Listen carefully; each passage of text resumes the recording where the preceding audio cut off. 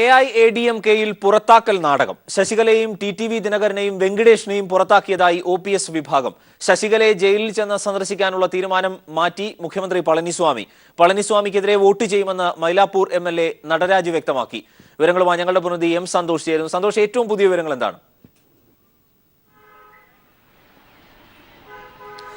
അരുൺ, തമിഴ്നാട്ടിൽ ഇന്നലെ സത്യപ്രതിജ്ഞ ചെയ്ത് അധികാരമേറ്റ മുഖ്യമന്ത്രി പളനിസ്വാമി നാളെ സഭയിൽ ഭൂരിപക്ഷം തെളിയിക്കാനിരിക്കെ വലിയ രാഷ്ട്രീയ നാടകങ്ങൾ തന്നെയാണ് ഇന്നും തമിഴ് രാഷ്ട്രീയത്തിൽ പ്രത്യേകിച്ചും AIADMKയിൽ ഉണ്ടായത്.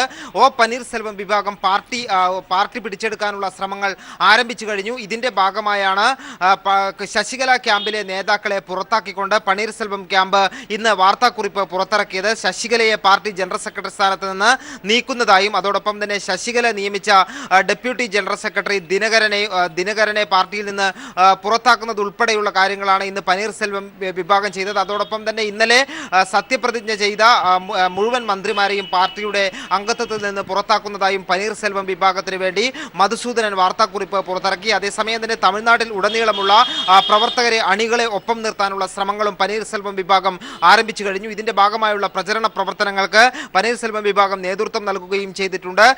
സംസ്ഥാനത്ത് പര്യടനം നടത്തി പ്രചരണ പരിപാടികൾ നടത്തി അണികളെ ഒപ്പം നിർത്താനുള്ള ശ്രമമാണ് പനീർസെൽവം ആരംഭിച്ചിട്ടുള്ളത്. അതേസമയം പനീർസെൽവം ഇന്ന് ഗവർണറെ കണ്ട് നാളെ രഹസ്യ ബാലറ്റിൽ വോട്ടെടുപ്പ് വേണം എന്നുള്ള ഒരു അഭ്യർത്ഥനയും നടത്തിയിട്ടുണ്ട്. ഈ രീതിയിൽ കാര്യങ്ങൾ പുരോഗമിക്കുമ്പോൾ പളനിസ്വാമിയുടെ ക്യാമ്പിൽ നാളെ ഭൂരിപക്ഷം തെളിയിക്കാനുള്ള ശ്രമങ്ങളാണ് ഇപ്പോൾ നടന്നുകൊണ്ടിരിക്കുന്നത്. മഹാബലിപുരത്തെ റിസോർട്ടിലാണ് പളനിസ്വാമിയെ പിന്തുണയ്ക്കുന്ന MLA-മാരുള്ളത്.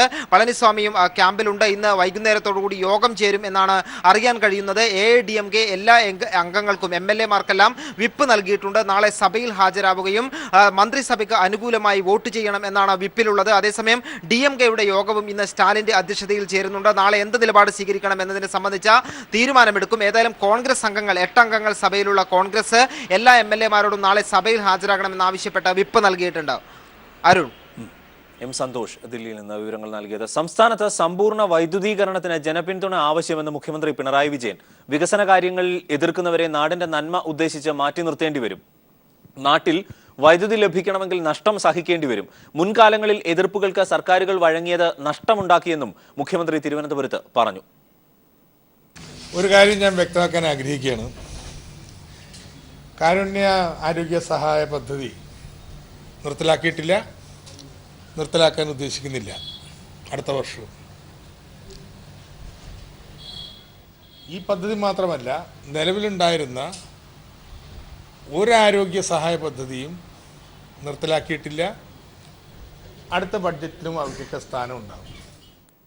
കാരുണ്യ ലോട്ടറി നിർത്തലാക്കുന്നു എന്ന അഭ്യൂഹങ്ങൾ നിലനിന്നിരുന്ന സാഹചര്യത്തിൽ അതേക്കുറിച്ച് നിലപാട് വ്യക്തമാക്കുകയായിരുന്നു ധനമന്ത്രി ഡോക്ടർ TM തോമസ് ഐസക്. അദ്ദേഹത്തിന്റെ വാക്കുകളാണ് കണ്ടത്. SFIയെ കരിവാരി തേക്കാൻ നടക്കുന്ന ചിലർ ഇടതുപക്ഷത്തു നിന്ന് വലതുപക്ഷത്തിന് സേവനം ചെയ്യുകയാണ് എന്ന് CPIM കേന്ദ്ര കമ്മിറ്റി അംഗം EP ജയരാജൻ. വർഗീയ ഫാസിസ്റ്റ് ശക്തികൾക്കൊപ്പവും LDF വിരുദ്ധരോടൊപ്പവും തോൾ ചേർന്ന് നടത്തുന്ന പ്രവർത്തനങ്ങൾ ഇത്തരക്കാർ അവസാനിപ്പിക്കണമെന്നും അദ്ദേഹം ഫേസ്ബുക്ക് പോസ്റ്റിൽ ആവശ്യപ്പെട്ടു. വാക്കുകൊണ്ടും പ്രവൃത്തികൊണ്ടും പ്രകോപനം സൃഷ്ടിക്കുന്നതിനെ പ്രോത്സാഹിപ്പിക്കുകയും വലതുപക്ഷ ശക്തികൾക്ക് സഹായം നൽകുകയും ചെയ്യുന്നത് ഇരിക്കുന്ന കൊമ്പ് മുറിക്കലാണ് എന്നും EP ജയരാജൻ ചൂണ്ടിക്കാട്ടി. SFIയുടെയും DYFIയുടെയും വർദ്ധിച്ച പിന്തുണയിലും വളർച്ചയിലും അസൂയ പൂണ്ടവരുടെ ആക്രോശങ്ങളും അപവാദ പ്രചരണവും കേരളീയ സമൂഹത്തെ മലീമസമാക്കുകയാണെന്ന് EP ജയരാജൻ ചൂണ്ടിക്കാട്ടി. തോളിലിരുന്ന് ചെവി തിന്നുന്ന മാനസികാവസ്ഥ രാഷ്ട്രീയ പ്രസ്ഥാനങ്ങളെ ബാധിക്കരുത്. ഇടതുപക്ഷത്ത് നിൽക്കുകയും വലതുപക്ഷത്തിന് സേവനം ചെയ്യുകയുമാണ് SFIയെ കരിവാരിത്തേക്കാൻ നടക്കുന്ന ചിലർ. വിദ്യാർത്ഥി സമൂഹത്തിന്റെ ജീവൽ പ്രശ്നങ്ങളെ മുൻനിർത്തി തീഷ്ണമായ സമരങ്ങൾ ഏറ്റെടുത്ത് വളർന്നു വന്ന SFI കേരളത്തിലെ വിദ്യാർത്ഥി സമൂഹം നെഞ്ചേറ്റി വളർത്തുന്ന വിദ്യാർത്ഥി പ്രസ്ഥാനമായതുകൊണ്ടാണ് എല്ലാ സർവകലാശാലകളിലും ഭൂരിപക്ഷം വിദ്യാഭ്യാസ സ്ഥാപനങ്ങളിലും അതിന്റെ വിജയപതാക പാറുന്നത്. വർഗീയ ഫാസിസ്റ്റുകൾക്കെതിരെ ശക്തമായി പോരാടുന്ന DYFIയും SFIയും വർഗീയ വൈതാളികർക്കും ഫാസിസ്റ്റുകൾക്കും അലോസരമാണ്. അത് അംഗീകരിക്കാനാകാത്തവർ വർഗീയ ഫാസിസ്റ്റ് ശക്തികളോടൊപ്പവും LDF വിരുദ്ധരോടൊപ്പവും തോൾ ചേർന്ന് നടത്തുന്ന പ്രകടനങ്ങൾ അവസാനിപ്പിക്കണം. ഒരു കോളേജിലെ സമരത്തെ സർക്കാർ വിരുദ്ധ കലാപമാക്കി മാറ്റി ആ സമരത്തിന് ഇടതുപക്ഷ മുഖം നൽകാനുള്ള ശ്രമം അത്തരക്കാരുടെ രാഷ്ട്രീയ ജീർണതയാണ്. കേരള ലോ അക്കാദമിക്ക് ഭൂമി നൽകിയത് ആരാണെന്നത് രഹസ്യമല്ല. ആ ചെയ്തിയും അവസരവാദവും പുറത്തുവരുമ്പോൾ പ്രാശ്ചിത്യം ചെയ്യുവാൻ SFIയുടെയും DYFIയുടെയും മെക്കിട്ടുകയറുന്നത് രാഷ്ട്രീയ മര്യാദയുമല്ല. രാഷ്ട്രീയമായി ശ്രദ്ധ നേടാനുള്ള അഭ്യാസങ്ങൾ അതിരുവിടുന്നത് ശുഭകരമല്ല. സർക്കാരിനെ ദുർബലപ്പെടുത്താൻ ശത്രുക്കൾക്ക് ആയുധം നൽകുന്നത് അപലപനീയമാണ്. ഇടതുപക്ഷ ശക്തികളെ ദുർബലപ്പെടുത്തി ഫാസിസ്റ്റ് വർഗീയ ഭീകരതയ്ക്ക് വളക്കൂറുണ്ടാക്കി കൊടുക്കാനുള്ള ശ്രമങ്ങളിൽ നിന്നും ഇത്തരം ആളുകൾ പിന്മാറിയില്ലെങ്കിൽ ഇപ്പോൾ കൂടെ നിൽക്കുന്ന ചില്ലറ ആളുകളും കൂടി പിരിഞ്ഞു പോകുന്ന ദയനീയ സ്ഥിതിയിലേക്ക് ചിലർ അധപ്പതിക്കുമെന്നും അദ്ദേഹം ചൂണ്ടിക്കാട്ടുന്നു. News bureau, Thiruvananthapuram. സംസ്ഥാനത്ത് സമ്പൂർണ്ണ വൈദ്യുതീകരണത്തിന് ജനപിന്തുണ ആവശ്യമെന്ന് മുഖ്യമന്ത്രി പിണറായി വിജയൻ. വികസന കാര്യങ്ങളിൽ എതിർക്കുന്നവരെ നാടിന്റെ നന്മ ഉദ്ദേശിച്ച് മാറ്റി നിർത്തേണ്ടി വരും. നാട്ടിൽ വൈദ്യുതി ലഭിക്കണമെങ്കിൽ നഷ്ടം സഹിക്കേണ്ടി വരും. മുൻകാലങ്ങളിൽ എതിർപ്പുകൾക്ക് സർക്കാരുകൾ വഴങ്ങിയത് നഷ്ടമുണ്ടാക്കിയെന്നും മുഖ്യമന്ത്രി തിരുവനന്തപുരത്ത് പറഞ്ഞു. സംസ്ഥാനം സമ്പൂർണ്ണ വൈദ്യുതീകരണത്തിന്റെ പാതയിലാണ്. എന്നാൽ വൈദ്യുത ലൈൻ വലിക്കുന്നതിൽ എതിർപ്പുകൾ പലയിടത്തും നിലനിൽക്കുന്നു. മരം നഷ്ടമാകുമെന്ന കാരണം പറഞ്ഞാണ് എതിർപ്പുകൾ. വികസന കാര്യങ്ങളിൽ എതിർക്കുന്നവരെ നാടിന്റെ നന്മ ഉദ്ദേശിച്ച് മാറ്റി നിർത്തേണ്ടി വരുമെന്ന് മുഖ്യമന്ത്രി പിണറായി വിജയൻ പറഞ്ഞു. തിരുവനന്തപുരത്ത് അന്താരാഷ്ട്ര വൈദ്യുതി സുരക്ഷാ ശില്പശാല ഉദ്ഘാടനം ചെയ്ത് സംസാരിക്കുകയായിരുന്നു അദ്ദേഹം. നാട്ടിലാകെ വൈദ്യുതി ലഭ്യമാകണമെങ്കിൽ ഈ പറയുന്ന നഷ്ടം സഹിച്ചേ പറ്റൂ. നഷ്ടപ്പെടുന്നവർക്ക് ന്യായമായ നഷ്ടപരിഹാരം ഉറപ്പുവരുത്തുന്നുണ്ട്. അതിനെ എതിർക്കാൻ പുറപ്പെട്ടാൽ പിന്നെ എതിർപ്പ് മാറ്റിക്കൊണ്ട് കാര്യങ്ങൾ നടത്തേണ്ടതായിരിക്കും. അത് എതിർക്കാൻ പുറപ്പെട്ടവർക്കും ഇപ്പോൾ ബോധ്യമായിട്ടുണ്ടെന്നാണ് തോന്നുന്നത്. ആരെയും ബുദ്ധിമുട്ടിക്കുകയല്ല, മറിച്ച് നാടിന്റെ നന്മയാണ് സർക്കാർ ലക്ഷ്യം. വൻകിട ജലവൈദ്യുത പദ്ധതികൾ സംസ്ഥാനത്തിന് ആവശ്യമാണ്. എന്നാൽ ചിലയിടത്ത് അത് അപ്രായോഗികമാണെന്നും മുഖ്യമന്ത്രി കൂട്ടിച്ചേർത്തു. ഗ്യാസ് പൈപ്പ് ലൈൻ സ്ഥാപിക്കുന്നതിലും എതിർക്കുന്നവരെ മാറ്റി നിർത്തേണ്ടി വരുമെന്ന് മുഖ്യമന്ത്രി പറഞ്ഞു. താപവൈദ്യുത നിലയങ്ങൾ ഒഴിവാക്കി സംസ്ഥാനത്തിന് മുന്നോട്ടു പോകാൻ സാധിക്കും എന്നത് മിഥ്യാധാരണയാണ്. സമയബന്ധിതമായി സോളാറിൽ നിന്നും സംസ്ഥാനം വൈദ്യുതി ഉൽപ്പാദിപ്പിക്കുമെന്നും മുഖ്യമന്ത്രി വ്യക്തമാക്കി. വൈദ്യുതി മന്ത്രി എം മണി ചടങ്ങിൽ അധ്യക്ഷനായിരുന്നു. News bureau, Thiruvananthapuram. വിദ്യാർത്ഥി പ്രതിഷേധത്തോടെ നെഹ്റു ഗ്രൂപ്പിന്റെ പാമ്പാടി ലക്കടി കോളേജുകൾ തുറന്നു. ജിഷ്ണുവിന്റെ ഘാതകരെ അറസ്റ്റ് ചെയ്യണമെന്നാവശ്യപ്പെട്ട് മാനേജ്മെന്റ് വിലക്ക് ലംഘിച്ച് പ്രതിഷേധ പ്രകടനവും അനുശോചന യോഗവും കോളേജിൽ നടന്നു.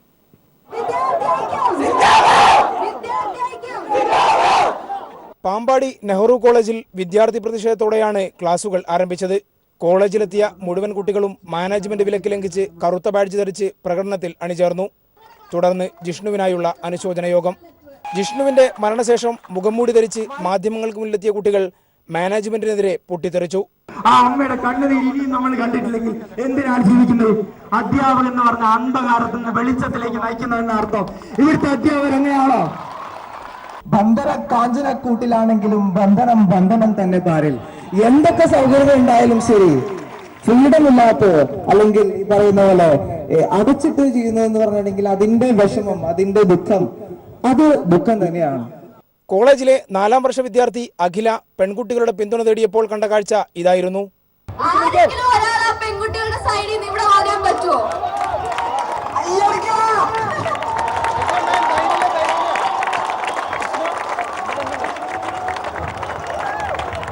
നെഹ്റു കോളേജിന്റെ ചരിത്രത്തിൽ ആദ്യമായി വിദ്യാർത്ഥി യൂണിയൻ പ്രഖ്യാപനത്തിനും ബാസ്കറ്റ്ബോൾ കോർട്ട് സാക്ഷ്യം വഹിച്ചു. കേസ് നടത്തിപ്പിനായി സ്പെഷ്യൽ പ്രോസിക്യൂട്ടറായി CP ഉദയഭാനുവിനെ വെക്കണമെന്ന നിർദ്ദേശം കുടുംബാംഗങ്ങൾ സർക്കാരിന് മുന്നിൽ വെച്ചിട്ടുണ്ട്. സഹപാഠിയുടെ വിയോഗം മറച്ചുവെക്കാതെ സ്വാതന്ത്ര്യ പ്രഖ്യാപനം നടത്തുകയായിരുന്നു പാമ്പാടി നെഹ്റു കോളേജിലെ വിദ്യാർത്ഥികൾ. ക്യാമറാമാൻ മഹേഷ് പാലക്കാടിനൊപ്പം AK ലതീഷ്. പാമ്പാടി നെഹ്റു കോളേജിലെ CCTV ദൃശ്യങ്ങൾ വീണ്ടെടുക്കാൻ പോലീസ് ശ്രമം ആരംഭിച്ചു. ജിഷ്ണുവിന്റെ മരണം നടന്ന ജനുവരി 6-ാം തീയതിയിലെ ദൃശ്യങ്ങൾക്കായാണ് അന്വേഷണം. ഇടിമുറിയിൽ നിന്ന് രക്തക്കറ കണ്ടെത്തിയ സാഹചര്യത്തിൽ മർദ്ദന ദൃശ്യങ്ങൾ കണ്ടെത്താനാണ് ഹാർഡ് ഡിസ്കുകൾ പരിശോധനയ്ക്ക് അയച്ചത്. ജിഷ്ണുവിന്റെ മരണം നടന്ന ജനുവരി 6-നും അതിനു മുമ്പുമുള്ള നെഹ്റു കോളേജിലെ CCTV ദൃശ്യങ്ങൾ നശിപ്പിക്കപ്പെട്ടതായി പരിശോധനയിൽ കണ്ടെത്തിയിരുന്നു. ഇവ വീണ്ടെടുക്കാനാണ് പോലീസ് ശ്രമം. കോപ്പിയടിച്ചെന്ന ആരോപണത്തിന്റെ പേരിൽ ശകാരിച്ച ഇൻവിജിലേറ്റർ CP പ്രവീൺ ജിഷ്ണുവിനെ പ്രിൻസിപ്പലിന്റെ മുറിയിലേക്ക് കൂട്ടിക്കൊണ്ടുപോയതായി മൊഴി ലഭിച്ചിരുന്നു. പിന്നീട് ജിഷ്ണുവിന് മർദ്ദനം ഏറ്റതായി അന്വേഷണത്തിൽ കണ്ടെത്തി.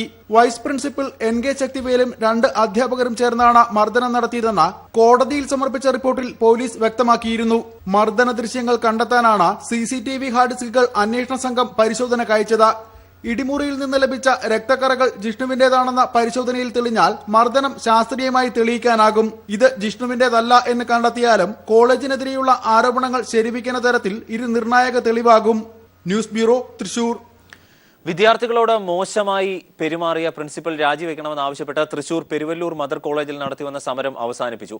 പ്രിൻസിപ്പൽ അബ്ദുൽ സലീമിനെ മാറ്റിയതിനെ തുടർന്നാണ് സമരം അവസാനിച്ചത്. വൈസ് പ്രിൻസിപ്പൽ മിനി സിവിക്ക് പകരം ചുമതല നൽകി. SFI അടക്കമുള്ള വിദ്യാർത്ഥി സംഘടനകളായിരുന്നു പ്രിൻസിപ്പലിനെ മാറ്റണം എന്നാവശ്യപ്പെട്ട് സമരം നടത്തിയത്.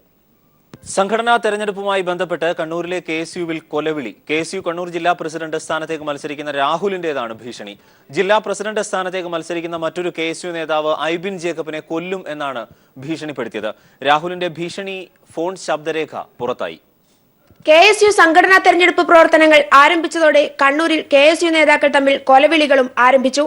KSU മുൻ ജില്ലാ ട്രഷററും K സുധാകരന്റെ അടുത്ത അനുയായിയും അടുത്ത KSU ജില്ലാ പ്രസിഡന്റ് സ്ഥാനത്തേക്കുള്ള മത്സരാർത്ഥിയുമായ രാഹുലിന്റെ കൊലവിളി ഫോൺ ശബ്ദമാണ് പുറത്തുവന്നിരിക്കുന്നത്. KSU പ്രസിഡന്റ് സ്ഥാനാർത്ഥിയായി മത്സരരംഗത്തേക്ക് വരുന്ന KC വേണുഗോപാൽ പക്ഷത്തിന്റെ ഐബിൻ ജേക്കബിനെതിരെയാണ് ഭീഷണി ഉയർന്നത്. അച്ഛനോടും അമ്മേനോടും പറഞ്ഞിട്ട് വീട്ടിൽ നിന്ന് ഇറങ്ങുന്നുണ്ടെങ്കിൽ നിനക്ക് നല്ലത്. അല്ലെങ്കിൽ പൊന്നു മോനെ വീട്ടിൽ കയറി എടുക്കും. കോൺഗ്രസ് നേതൃത്വത്തിലേക്കും ഭീഷണി ഉയരുന്നു. കോൺഗ്രസ് നേതാവ് സജി ജോസഫിന്റെ കാറടക്കം കത്തിക്കും. ഇത് റെക്കോർഡ് ചെയ്തിട്ട് നിന്റെ അമ്മായിക്ക് സജി ജോസഫിന് കൊടുത്താലും പ്രശ്നമില്ല, അവന്റെ കാറും നമ്മൾ കത്തിക്കും കേട്ടോ. SN കോളേജിലെ അതുൽ എന്ന KSU പ്രവർത്തകന് കൊട്ടേഷൻ ബന്ധമുള്ളതായും രാഹുൽ ഭീഷണിപ്പെടുത്തുന്നു. നീ മത്സരിച്ചാലും നീ മത്സരിച്ചില്ലെങ്കിൽ കഥ കഴി പിള്ളേർ. SN കോളേജിൽ അതിലിനറിയാം അവൻ കൊട്ടേഷൻ ഇട്ടിട്ടുണ്ടെങ്കിൽ. കണ്ണൂരിലെ കോൺഗ്രസ് രാഷ്ട്രീയത്തിലും KSUവിന്റെ സംഘടനാ പ്രവർത്തനങ്ങളിലുമടക്കം കൊട്ടേഷൻ ഗുണ്ടാ മാഫിയ സംഘങ്ങളുടെ പ്രവർത്തനങ്ങളാണ് ഇതോടെ മറനീക്കി പുറത്തുവരുന്നത്. PV Joshila, news bureau, Kannur. ശ്രീശാന്തിന് വിലക്ക് തന്നെയെന്ന് BCCI സ്ഥിരീകരിച്ചു. ഇക്കാര്യം അറിയിച്ച BCCI വീണ്ടും കേരള ക്രിക്കറ്റ് അസോസിയേഷന് കത്തയച്ചു. 2013 ഒക്ടോബർ 5-നാണ് BCCI ശ്രീശാന്തിനെ വിലക്കിയത്. അന്നത്തെ ഉത്തരവിന്റെ പകർപ്പാണ് BCCI ഇപ്പോൾ വീണ്ടും അയച്ചിരിക്കുന്നത്. തന്നെ വിലക്കിയതായി അറിയില്ല എന്നായിരുന്നു ശ്രീശാന്തിന്റെ വാദം. ഞായറാഴ്ച ജില്ലാ ലീഗിൽ കളിക്കാൻ തയ്യാറെടുക്കുന്നതിനിടെയാണ് ശ്രീശാന്തിന് തിരിച്ചടി നേരിട്ടത്. IPL വാതുവെപ്പ് കേസുമായി ബന്ധപ്പെട്ട് കോടതി ശിക്ഷിച്ചതിന്റെ പശ്ചാത്തലത്തിലാണ് ശ്രീശാന്തിന് BCCI വിലക്ക് ഏർപ്പെടുത്തിയിരുന്നത്. എന്നാൽ സസ്പെൻഷൻ മാത്രമാണ് തനിക്കെതിരെയുള്ളതെന്നും വിലക്കുമായി ബന്ധപ്പെട്ട് ഔദ്യോഗിക അറിയിപ്പ് ലഭിച്ചിട്ടില്ല എന്നുമായിരുന്നു കഴിഞ്ഞ ദിവസം ശ്രീശാന്ത് പ്രതികരിച്ചത്. ഈ സാഹചര്യത്തിലാണ് വിലക്ക് ഏർപ്പെടുത്തിയതുമായി ബന്ധപ്പെട്ട രേഖകൾ BCCI വീണ്ടും ശ്രീശാന്തിന് നൽകിയത്. കേരള ക്രിക്കറ്റ് അസോസിയേഷൻ മുഖാന്തരമാണ് രേഖകൾ കൈമാറിയത്. 2013 ഒക്ടോബറിൽ നൽകിയ അതേ രേഖകൾ തന്നെയാണ് ശ്രീശാന്തിന് നൽകിയതെന്നും അന്ന് ശ്രീശാന്ത് ഒപ്പിട്ടു വാങ്ങിയതിന്റെ രേഖകളും നൽകിയിട്ടുണ്ടെന്നും KCA വൃത്തങ്ങൾ അറിയിച്ചു. ഇതുമായി ബന്ധപ്പെട്ട കൂടുതൽ പ്രതികരണത്തിന് ഇല്ലെന്ന് Kerala cricket association secretary JS George വ്യക്തമാക്കി. ഞായറാഴ്ച തുടക്കമാവുന്ന ജില്ലാ ലീഗിലൂടെ ക്രിക്കറ്റിലേക്ക് മടങ്ങിയെത്താനുള്ള ശ്രമത്തിലായിരുന്നു ശ്രീശാന്ത്. വിലക്ക് ഏർപ്പെടുത്തിക്കൊണ്ടുള്ള ഔദ്യോഗിക അറിയിപ്പ് വീണ്ടും എത്തിയത് ഈ മോഹങ്ങൾക്ക് തിരിച്ചടിയായി. ഈ സംഭവങ്ങളോട് പ്രതികരിക്കാൻ ശ്രീശാന്ത് തയ്യാറായിട്ടില്ല. ശ്രീശാന്തിന്റെ വിലക്ക് നീക്കണമെന്നാവശ്യപ്പെട്ട് KCA നേരത്തെ BCCIക്ക് കത്തയച്ചിരുന്നു. News bureau, Kochi. ഉത്തർപ്രദേശ് 3ാം ഘട്ട തെരഞ്ഞെടുപ്പിന്റെ പരസ്യ പ്രചാരണം ഇന്ന് അവസാനിക്കും. ഞായറാഴ്ചയാണ് പോളിംഗ്. 69 മണ്ഡലങ്ങളിലായി 826 സ്ഥാനാർത്ഥികളാണ് ജനവിധി തേടുന്നത്. ശിവപാൽ യാദവിന്റെയും മുലായം സിംഗിന്റെ മരുമകൾ അപർണ യാദവിന്റെയും വിധിയെടുത്ത് ഈ ഘട്ടത്തിലാണ്. ഇരുവരുടെയും പ്രചാരണത്തിന് മുലായം സിംഗ് നേരിട്ട് എത്തിയിരുന്നു. ഇതിനിടയിൽ RSSന്റെ സംവരണ വിരുദ്ധ പരാമർശം ഉയർത്തിക്കാട്ടിയാണ് BSP പ്രചാരണം. പടിഞ്ഞാറൻ UPയിലേതിന് സമാനമായി വിശ്വാസവും ബീഫും ഹിന്ദുത്വവും തന്നെയാണ് 3ാം ഘട്ട തെരഞ്ഞെടുപ്പിന് കളമൊരുങ്ങുന്ന 69 മണ്ഡലങ്ങളിലെയും പ്രചാരണ വിഷയം. 12 ജില്ലകളിലായി 826 സ്ഥാനാർത്ഥികൾ ജനവിധി തേടുന്നു. ഇതിൽ 110 സ്ഥാനാർത്ഥികളും വിവിധ ക്രിമിനൽ കേസുകൾ നേരിടുന്നവർ. 2012 തെരഞ്ഞെടുപ്പിൽ 54 സീറ്റുകളോടെ സമാജ്വാദി പാർട്ടിയായിരുന്നു മുന്നിൽ. 2ാം സ്ഥാനത്തുണ്ടായിരുന്ന BSP 15 സീറ്റുകൾ നേടിയെടുത്ത് BJPക്ക് 5 സീറ്റുകൾ മാത്രമാണ് ലഭിച്ചത്. കഴിഞ്ഞ തവണ 2 മണ്ഡലങ്ങൾ മാത്രം നേടിയ കോൺഗ്രസുമായുള്ള സമാജ്വാദിയുടെ സഖ്യത്തോട് ജനങ്ങളുടെ വിലയിരുത്തൽ കൂടിയാകും 3ാം ഘട്ട പോളിംഗ്. അഖിലേഷ് യാദവിന്റെ ജന്മസ്ഥലമായ ഇറ്റാവ ഉൾപ്പെടെ യാദവ് കുടുംബത്തിന്റെ കോട്ടയാണ് മിക്ക മണ്ഡലങ്ങളും. എന്നാൽ കഴിഞ്ഞ ലോക്സഭാ തെരഞ്ഞെടുപ്പിൽ വലിയ വോട്ട് ചോർച്ച BJPയിലേക്കുണ്ടായതിനാൽ അഖിലേഷ് യാദവിനെ സംബന്ധിച്ച് അഭിമാന പോരാട്ടവുമാണിത്. മുലായം സിംഗ് യാദവിന്റെ സഹോദരൻ ശിവപാൽ യാദവ്, മരുമകൾ അപർണ യാദവ് എന്നിവരുടെ വിധിയെഴുത്തും ഈ ഘട്ടത്തിൽ തന്നെ. പാർട്ടിയുമായുള്ള അഭിപ്രായ ഭിന്നതകൾക്കിടയിലും ഇരുവരുടെയും പ്രചരണത്തിനായി മുലായം സിംഗ് ഇത്തവണ നേരിട്ട് രംഗത്തെത്തി. 57 സീറ്റുകളിൽ സമാജ്വാദി പാർട്ടിയും 12 സീറ്റുകളിൽ കോൺഗ്രസ് സ്ഥാനാർത്ഥികളും മത്സരിക്കും. കേന്ദ്ര ആഭ്യന്തരമന്ത്രി രാജ്നാഥ് സിംഗിന്റെ മണ്ഡലമായ ലക്നൌവിൽ ഉൾപ്പെടെ കഴിഞ്ഞ ലോക്സഭാ തെരഞ്ഞെടുപ്പിലെ മുന്നേറ്റം ആവർത്തിക്കാനാകുമെന്നാണ് BJPയുടെ പ്രതീക്ഷ. എന്നാൽ RSS നേതാവിന്റെ സംവരണ വിരുദ്ധ പരാമർശവും അറവുശാലകൾ അടച്ചുപൂട്ടുമെന്ന BJPയുടെ പ്രഖ്യാപനങ്ങളും വൻ തിരിച്ചടിയേകുമെന്നാണ് BSP കരുതുന്നത്. വിജയ ഫോർമുലകൾ ശക്തമെന്ന് BJPയും സമാജ്വാദി കോൺഗ്രസ് സഖ്യവും അവകാശപ്പെടുമ്പോഴും ബീഫ് പൊളിറ്റിക്സ് ഉയർത്തിക്കാട്ടിയുള്ള BSPയുടെ പ്രചരണം വൻ മുന്നേറ്റമാണ് 3ാം ഘട്ട മണ്ഡലങ്ങളിൽ ഉണ്ടാക്കിയിരിക്കുന്നത്. Manushankar, news bureau, Delhi. മയക്കുമരുന്ന് വേട്ടയ്ക്ക് കുട്ടി പോലീസും. കൊച്ചിയിൽ സ്റ്റുഡന്റ് പോലീസ് കേഡറ്റ് നടത്തിയ പരിശോധനയിൽ നിരവധി പുകയില ഉൽപ്പന്നങ്ങളാണ് പിടികൂടിയത്. വിദ്യാലയങ്ങൾക്ക് സമീപത്തെ കടകളിൽ ബീഡി, പാൻ മസാല ഉൽപ്പന്നങ്ങൾ എന്നിവയുടെ വിൽപ്പന വർദ്ധിക്കുന്ന സാഹചര്യത്തിലാണ് പോലീസ് സഹായത്തോടെ സ്റ്റുഡൻസ് പോലീസ് കാഡറ്റ് പരിശോധന നടത്തിയത്. Thrikkakara, hill palace, Ernakulam south, Mattancherry തുടങ്ങി വിവിധയിടങ്ങളിലായിരുന്നു റെയ്ഡ്. 13 കേസുകൾ രജിസ്റ്റർ ചെയ്തതായി SPC എറണാകുളം ജില്ലാ നോഡൽ ഓഫീസർ TR രാജേഷ് പറഞ്ഞു. പല പോലീസ് സ്റ്റേഷനുകളായിട്ട് 13ഓളം കേസുകളിൽ ഡിറ്റക്ട് ചെയ്തിട്ടുണ്ട്. പ്രത്യേകിച്ച് ഇപ്പോൾ വർദ്ധിച്ചു വരുന്ന പുകയില ഉൽപ്പന്നങ്ങളുടെ വിതരണം, അതുപോലെ തന്നെ അതിൻ്റെ വിൽപ്പന, ഒപ്പം തന്നെ മയക്കുമരുന്ന് അടക്കമുള്ള കാര്യങ്ങൾ പിടിക്കുന്ന വിധത്തിൽ സ്റ്റുഡൻസ് പോലീസ് കാഡറ്റിനെ പ്രാപ്തമാക്കിയെടുക്കുക എന്നുള്ള ഒരു ലക്ഷ്യത്തോടു കൂടിയാണ് ഈ ഡ്രൈവ് ഇന്നിവിടെ ചെയ്തു വരുന്നത്. കൊച്ചി റേഞ്ച് IG P വിജയന്റെ നിർദ്ദേശപ്രകാരം കഴിഞ്ഞ ദിവസം സ്കൂൾ വാഹനങ്ങളിൽ സ്റ്റുഡൻസ് പോലീസ് കാഡറ്റ് പരിശോധന നടത്തിയിരുന്നു. നിയമലംഘനം കണ്ടെത്തിയ വാഹനങ്ങൾക്കെതിരെ പോലീസ് നടപടി സ്വീകരിക്കുകയും ചെയ്തു. ഇതിന്റെ തുടർച്ചയായാണ് വിദ്യാലയങ്ങളെ പൂർണ്ണമായും ലഹരിമുക്തമാക്കുക എന്ന ലക്ഷ്യത്തോടെയുള്ള പരിശോധന നടത്തുന്നത്. News bureau, Kochi. മർത്തോമാ സഭ വലിയ മെത്രോപൊലിത്ത ഫിലിപ്പോസ് മാർ ക്രിസോസ്റ്റം തിരുമേനിയുടെ 100ാം പിറന്നാൾ ആഘോഷം നാളെ മാരാമൺ കൺവെൻഷൻ നഗറിൽ നടക്കും. ഏപ്രിൽ 17-നാണ് 100 വയസ്സ് തികയുന്നതെങ്കിലും കൺവെൻഷനിൽ വിശ്വാസികളോടൊപ്പം ആഘോഷിക്കാനാണ് മർത്തോമാ സഭ നാളെ പിറന്നാൾ ആഘോഷിക്കുന്നത്. 2017 ഏപ്രിൽ 17-ന് 100ന്റെ നിറവിലെത്തുന്ന ഫിലിപ്പോസ് മാർ ക്രിസോസ്റ്റം തിരുമേനിയുടെ പിറന്നാളാഘോഷം വിശ്വാസികളോടൊപ്പം നടത്താൻ മാർത്തോമ സഭ തീരുമാനിച്ചതിനെ തുടർന്നാണ് കൺവെൻഷൻ നഗറിൽ വലിയ ആഘോഷമാക്കുന്നത്. രാവിലെ 10-നാണ് മരാമൺ കൺവെൻഷൻ നഗറിൽ ആഘോഷ പരിപാടികൾ നടക്കുന്നത്.